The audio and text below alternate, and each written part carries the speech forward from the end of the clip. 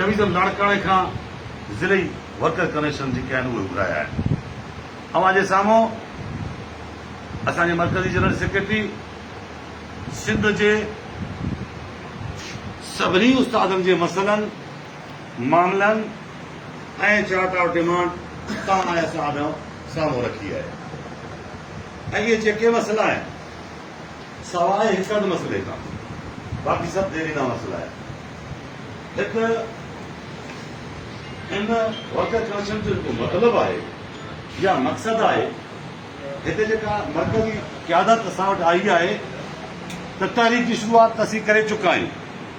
उन तारीख़ खे कहिड़े तरीक़े सां कामयाबु कराइजे, उन लाइ कहिड़ी मैकेनिज़म जोड़िजे, उन लाइ छा तरीक़ेकार हुअणु घुरिजे ऐं असां उन तारीख़ खे आम उस्ताद ताईं कीअं पहुचायूं ऐं उन आम उस्ताद ताईं पहुचे के इनखे एॾो वॾो कुवत बणायूं जो जॾहिं असीं तारीख़ जे अमल में शुरू हुजूं त असीं 100 जे तादाद में न, हज़ारनि जे तादाद में न, जॾहिं असीं 1.5 लख जी दावा कयूं था त पोइ घटि में घटि जेकॾहिं 25 खां 30,000 उस्ताद तव्हां साबित करे ॾेखारिया। मां यकीन सां चवां थो, हिते कंहिं दोस्त चयो त असांजा मसइला जेके आहिनि मुतालबा मंज़ूर अथमि, मां दावा सां चवां थो असांजा टोटल जेके मुतालबा आहिनि उहे मंज़ूर थी वेंदा।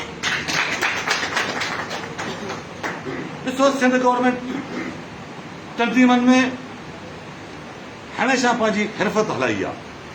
इहे तंज़ीम में रूण खोड़ दफ़ा इहे जेके बि गुरू बंदियूं हमेशह थींदियूं रहियूं आहिनि, पर तंज़ीम मुनज़म मुतहद जेका आहे उहा असांखे हिकिड़ी आइनी किताब लाइ मिलियल आहे, जंहिं आइन तहत जंहिं आइनी फोरम ते असांजूं इलेक्शन थींदियूं, उहा असांजी मर्कज़ी आइनी क़यादत जेका असीं तरी असीं गॾु वेठा आहियूं।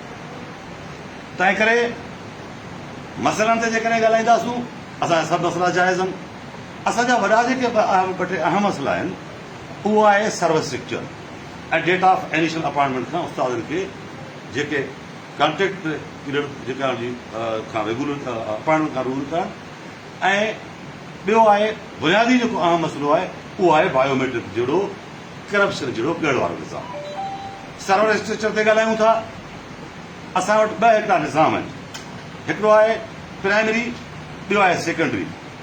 असांजे सिंध जी प्राइमरी सां सितम ज़रीफ़ी तो ॾिसो, साॻियो प्राइमरी उस्ताद जेको ग्रेजुएट पास आहे उहो बि 14 ग्रेड में अपॉइंटमेंट थिए थो, साॻियो सेकेंडरी उस्ताद हूअं असांजा ॿाहिरि आहिनि उहो बि 14 ग्रेड में अपॉइंटमेंट थिए थो, ऐं उहो बि 14 ग्रेड में आहे, उहो बि ग्रेजुएट आहे, पर हुनखे 15 बि मिले थो, 16 बि मिले थो, 17 बि मिले थो ऐं 20 ग्रेड तां पहुचे थो।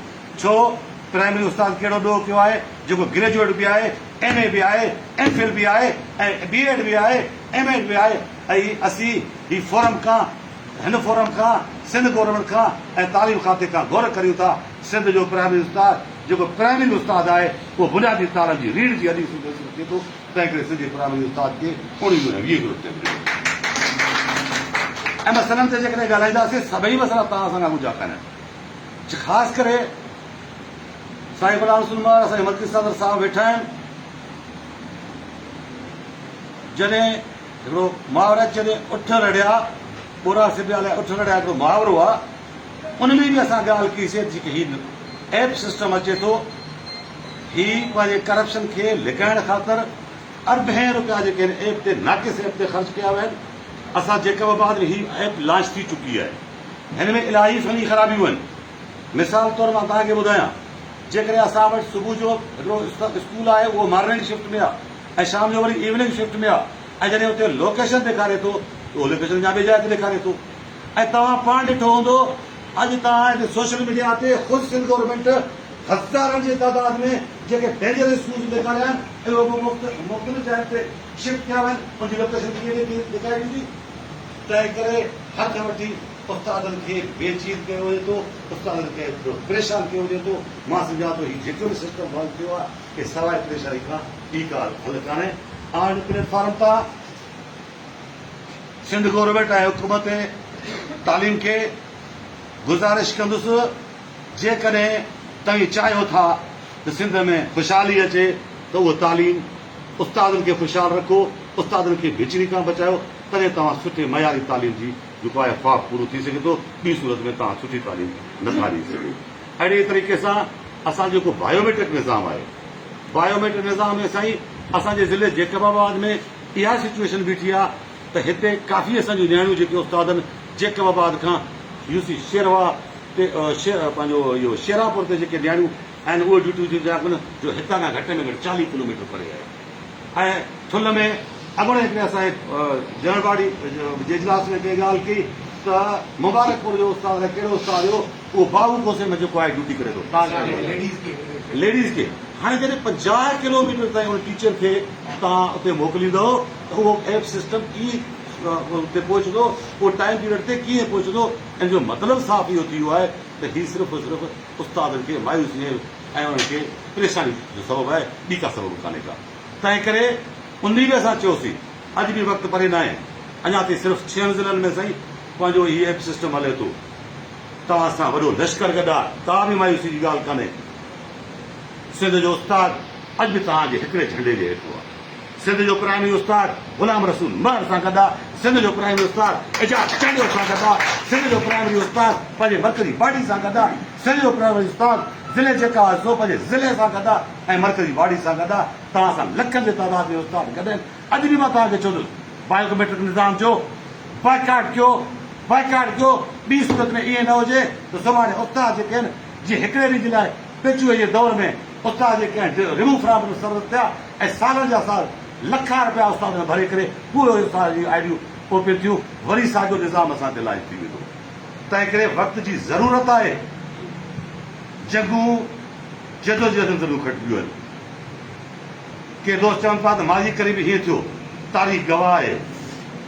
मंज़िलूं हमेशह जदोजहद ज़रिए मिलंदियूं आहिनि ऐं मंज़िलूं बहादुरनि खे मिलंदियूं आहिनि। ऐं जदोजहद जी तारीख़ तव्हां खणंदव, तव्हांजी टाइम स्केल जी जेका जदोजहद आहे को साल ॿिनि 3 सालनि जी कान्हे। साईं रफ़ीक जरवार खां वठी 14 साल मुंहिंजे ख़्याल में उहा जदोजहद हली। पोइ साईं गुलाम रसूल हुयो, शायदि साईं सदर हुयो या साईं इंतज़ार हुयो, साईं इंतज़ार सिंधी साहिबु, तॾहिं असांखे टाइम स्केल थोरो मिलियो। त जदोजहद जी इहो ज़रूरी त न आहे तव्हां जदोजहद कयो ऐं तव्हांखे जल्दी कामयाबी मिले। जदोजहदूं मंज़िल तरफ़ विख वधाईंदियूं आहिनि। तंहिं करे असां हाणे बि चाहियूं था त हिन नाकारा निज़ाम जे ख़िलाफ़ बाज़ाब्ता बाइकाट कयो ऐं हिन हवाले सां हेॾी वॾी सिंध जी किरी वेठी आहे, असां वटि सुठा दिमाग़ वेठा आहिनि।